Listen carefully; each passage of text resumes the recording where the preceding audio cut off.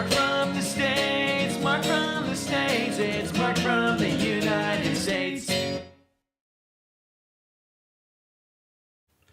Good morning, good afternoon, good evening. Mark from the States. How we doing today? I'm doing fantastic. I hope you are as well. Thank you so much for coming. I appreciate each and every one of you. I hope you know that I do. Couple things. Today we're going to go back to the Railway Museum channel. We're going to look at another train. But today's a little different. It's not one of the historical trains. From what I understand, it's one of these self-driving trains, which is kind of a I don't want to say scary, but it's just this is where we're at. We're at to where these trains don't need anybody to run. No human needed. Whether or not we're ready for that, we're here apparently. So this is going to be pretty fascinating.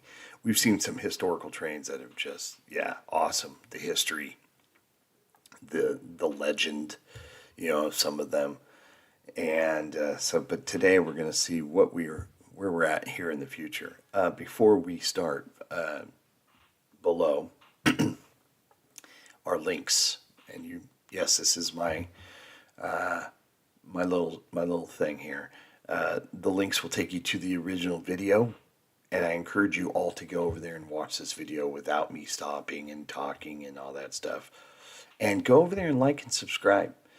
Do one of those.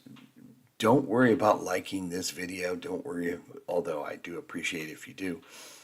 But that's not important. The important thing is to get over there and support the creator, the original creator. It helps the museum the whole bit, so it's a good deal. So get over there, support them. Links again below this beautiful specimen here. Right below there, you'll find those links. So real important. So after all that, last night, I'm sorry, I've got something in my throat here. I apologize.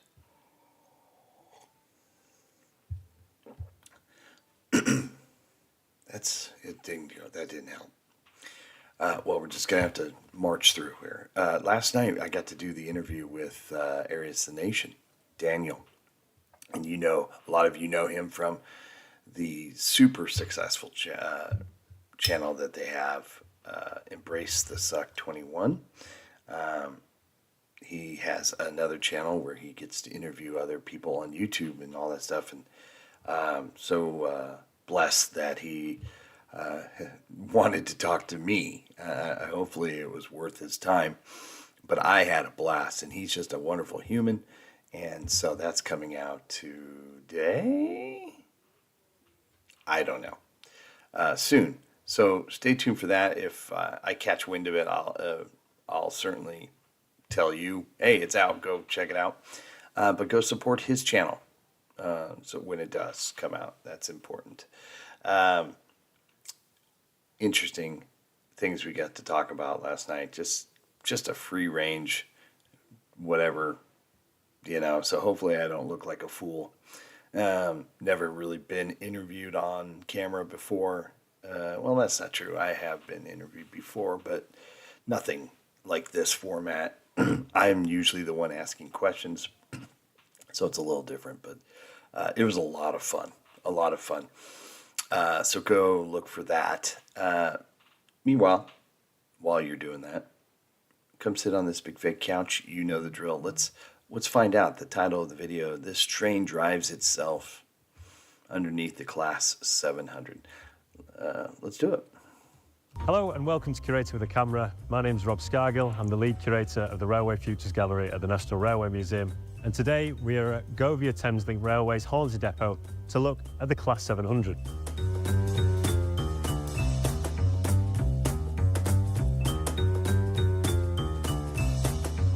Catchy little theme here.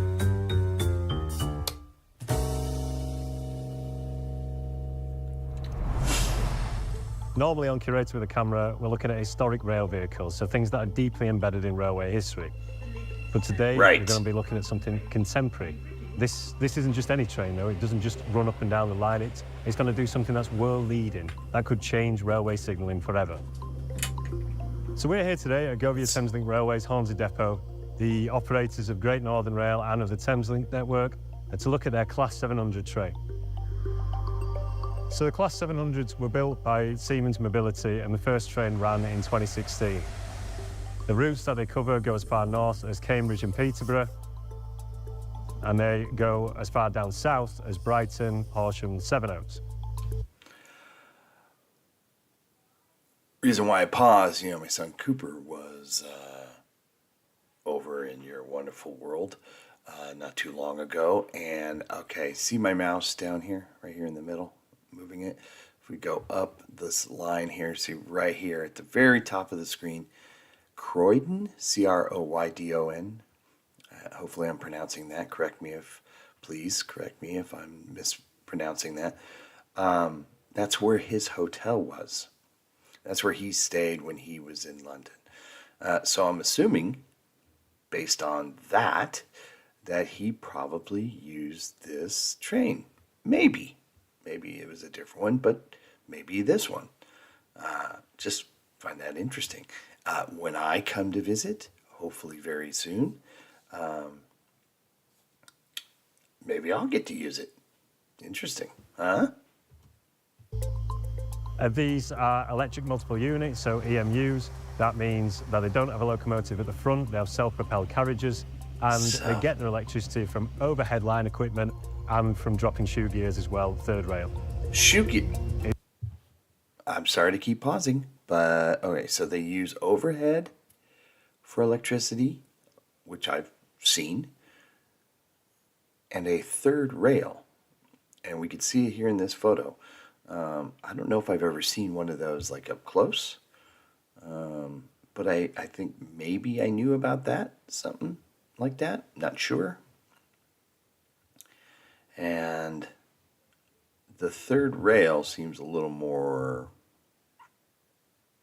safe than having overhead electrical wires. Plus, it looks better. But I like how the train is able to adapt between the two, depending on where it's going. I like that. It's one of the only trains in the UK that currently uses digital signalling, and we're going to dive deep into that today. Come with me. Digital signaling.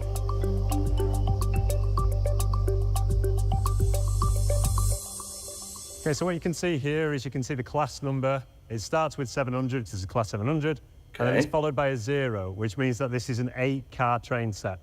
If it's followed by a 1, it's a 12-car train set. You can also see the Thameslink name there. It's a Govia Thameslink train, and there we have a Delner automatic coupler as well at the front. Okay, so looking at some exterior features of the Class 700, you can see that there are nice big windows up there at the top. Also with the doors, we have level access throughout the whole thing. Apologies as well if you can hear some buzzing. We are in a live depot and you can hear the electric train all powered up. So there's level access from here because some steps come down as well. And if we just take a look at the bogie here, so this is a new bogie designed by Siemens. It's lightweight.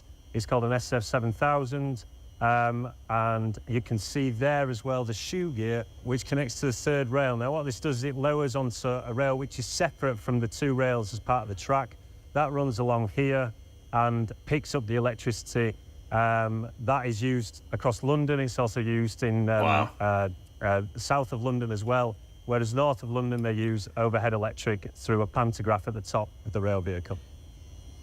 Moving along there, we'll have a look at another feature right at the front. I want to go back, just looking at it, doesn't look like it's something that would pick up electricity.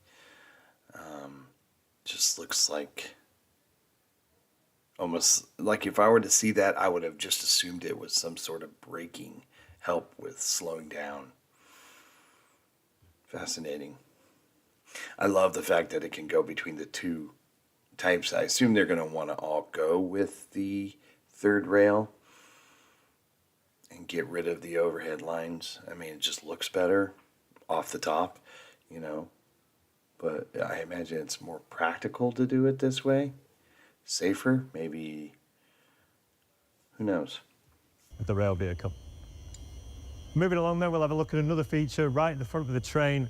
And as I mentioned, this is a very long train. It was designed this way to improve passenger commuter capacity so that you could get more people in and out of London during the day. And you can kind of just see the length of this service. So this is an 8-car, there's a 12-car as well, which is a quarter of a kilometre long, so extremely long. Jeez. And this is really important because the whole point of the Class 700 was to improve the capacity of commuters in and out of London. And actually, through the introduction of this train, there's over 50,000 more people that come in and out of London every single day. Because we're here at Hornsey Depot, we can actually get underneath the train and have a look at what's underneath. So we're going to take advantage of that and have a look at the bogie now. So, yeah, so we've got the 2 traction motors here, which can be used for braking the vehicle. We've also, just under here, which is unique to the electric multiple unit, got the fixed coupler, which keeps everything nice and tight. And then just here as well, we've got the disc brake, and you can see these bars here, they circulate to keep the whole thing cool. Disc brakes. So I've made it to the front of the train, and now we're going to look at one of the first things that you can see from the exterior, which shows that this train is a little bit different, that it's got ETCS digital signalling involved. This is a police. So ETCS stands for European Train Control System. This is a protection system that allows trains to run closer together. Oh my. I don't know if I'd feel comfortable with wanting trains to run closer together, but so here's where the technology part comes in.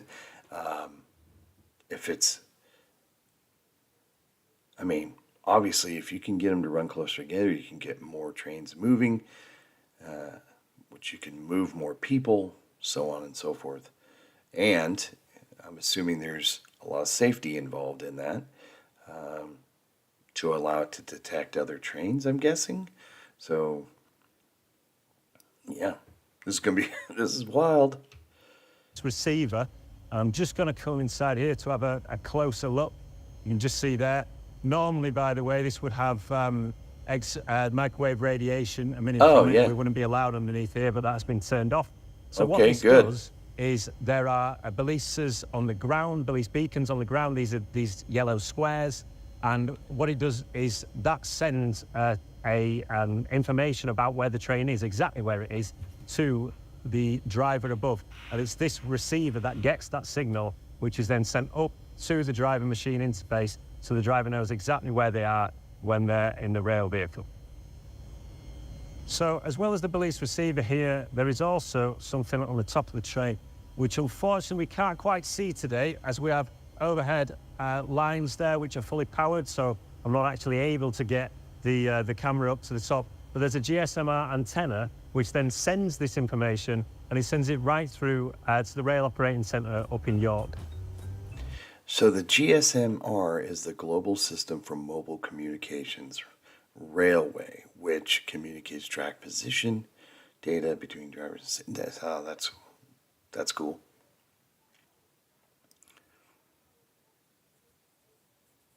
GPS, yes, but more advanced. I wonder what it must cost a lot to have to kind of retrofit all the lines, the tracks, with all this new technology to be able to start running these types of trains. But certainly, in the long run, it's going to be probably make everything more efficient. You won't have trains that are late. I'm assuming this can cut down on trains being late, and all that, stuff. So eventually everything will just be this super high-tech system. We've had a look at the outside of the train. Now let's go inside and have a look at the interior. Let's do it.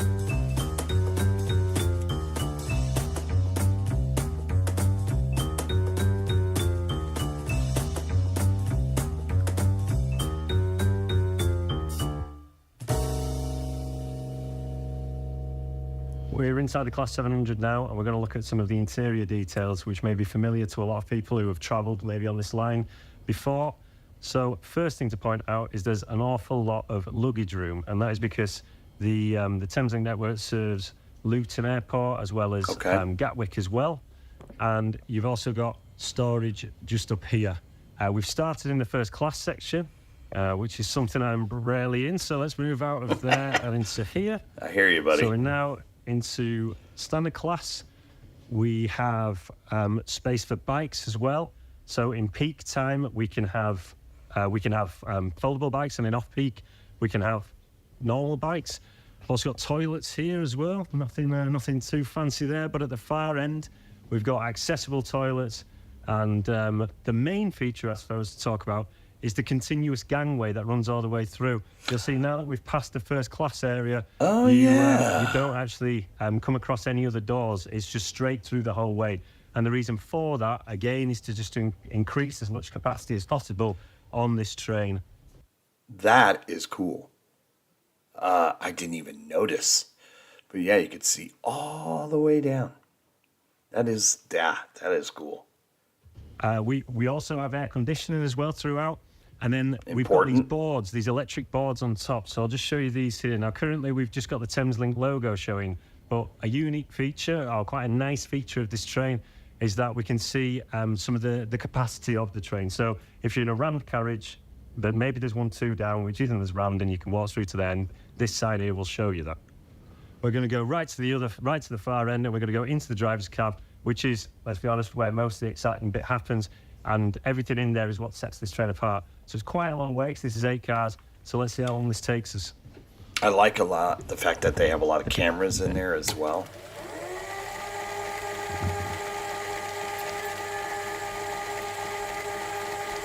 Dang. Imagine if this was the 12 So car we've got our one. steps in for the day now, and we're just arriving into the driver's cab. More first class. We're here now in the driver's cab. This is where all the excitement happens. This is the reason why this is such an interesting world-class train. Just switch these lights on here, get sat in position, and we'll show you some of the controls of the Class 700. Can we talk about the technology? The technology of the trains that we've looked at in other videos and where we're at now. We've got digital boards here. We've got one like dial. We've got some switches, some buttons. You got the emergency stop there on the far right.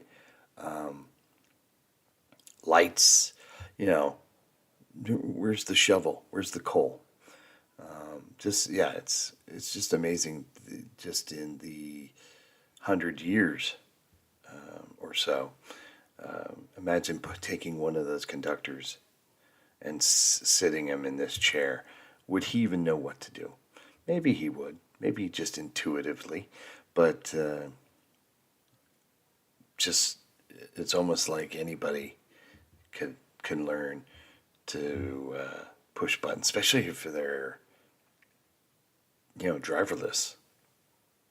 So it sounds like you still need a human there.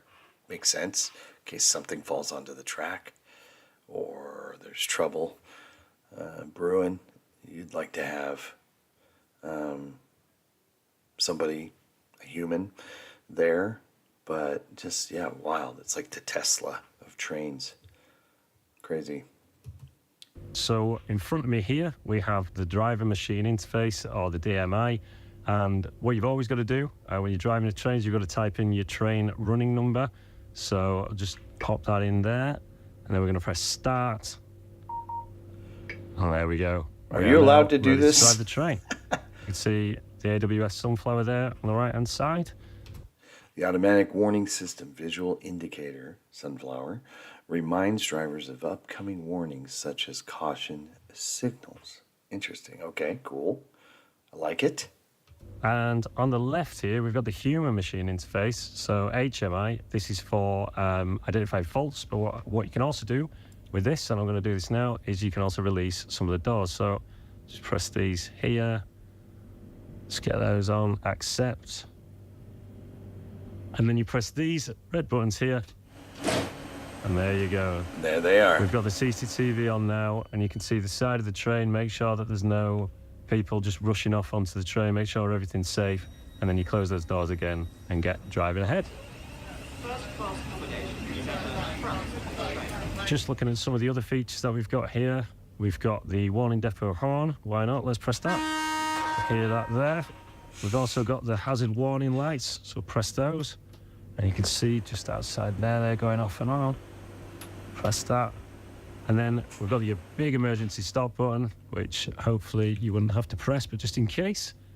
And then this is the most important one. This is the ATO button, and this really is the thing that separates this train from everything else. ATO stands for automatic train operation. Now, there's different grades of automation, ranging from level 0 to level 4. With grade 0, you would have no automation whatsoever. With grade 4, you would have nobody in the rail vehicle at all. This is grade 2, which means you've got to have a driver who's alert at all times. I'm more comfortable still, with the grade 2. This train does take over controls. It does operate on its own, and the driver's just watching out for anything if there are any issues. So the Class 700 is one of the few trains in the UK that uses digital signalling, uses ETCS. And the reason why that's so important, the reason why this is the future of railway signalling, is if we strip it right back, rail vehicles are really heavy and they're really difficult to stop, and you don't know what's in front of you. So what we've done traditionally is we've broken up the 20,000 miles of track in the UK into these fixed blocks. And you can only have one train in one block at each time. We built these blocks for the worst case scenario. So on a mixed traffic railway like the East Coast Main Line, you've got heavy freight vehicles running there, and they take a long time to stop. But small passenger vehicles, for example, they don't take as much time, but they're in the same block of the same space. What digital signalling does is it takes those blocks and it gives each train their own individual block and increase the amount of trains on the railway, therefore getting the maximum capacity on the railway. So it's really, really exciting that this train is one of the first to use that in Britain. All of this, the Class 700, digital signalling, ATO, this is all leading up to the East Coast Digital Programme, a £1 billion project, which is going to have digital signalling running up and down the East Coast. At the moment, the next stages are, we're going to move digital signalling into the Northern City Line, which connects Finsbury Park and Moorgate, and then we're going to go up all the way to Stoke Tunnels near Grantham. So watch this space. Wow.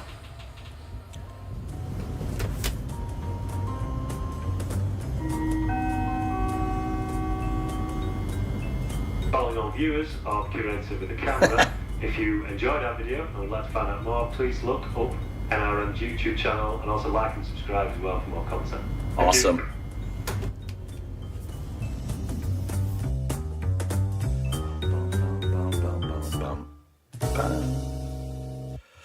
Please, please, please, please go and support the Railway Museum. Go like and subscribe to their channel. That was interesting. Right at the end there, the whole blocking to allow more trains on the same track, to allow different trains on the same track. Obviously, some of the cargo trains aren't going to go as fast, so I assume with that technology, it's going to keep them separated. Now, if the faster passenger train is going to be on the same track as a slower train, it's going to have to slow down, and it knows to keep the space. So if you could get stuck behind a cargo train, I imagine, and your train would then have to go a little bit slower, but maybe technology finds a way to avoid that. I don't know, but yeah, interesting. It's probably a lot of money to have to retrofit all the existing tracks with the third rail, all those sensors, blees, I think is what they call them, to be able to use that system but wow, the technology is incredible. And I'm sure a lot of you have ridden that train and hadn't even thought about some of the things. But yeah, I have to say the coolest thing about that whole thing is there's no doors in between the cars. Pretty cool. Didn't even notice it at first. You could just see all the way down. Pretty cool. I dug it. Hope you enjoyed that. If you did, please go over to that channel, Railway Museum channel, and show some love. I'd appreciate it. And if you want, you can here, but that is not required to hang out with our family here. This is a wonderful channel. I love our channel. You guys are all great, so thank you so much. Hope everybody's happy, healthy, and safe. And look for that interview I did with Aries Nation, if that is even something you even care to see. If you're like, look, Mark, I stand you just enough to be able to watch the videos you show on our channel, but the last thing I want to see is an hour or so long interview of you. Then I advise you not to go over to that channel and see it and watch it. But if it's something you want to watch Daniel from Aries Nation, then yeah, go over there and watch it. You guys are great. Thank you. We'll see you soon. All right, bye. Mark from the States, Mark from the States, it's Mark. And he's from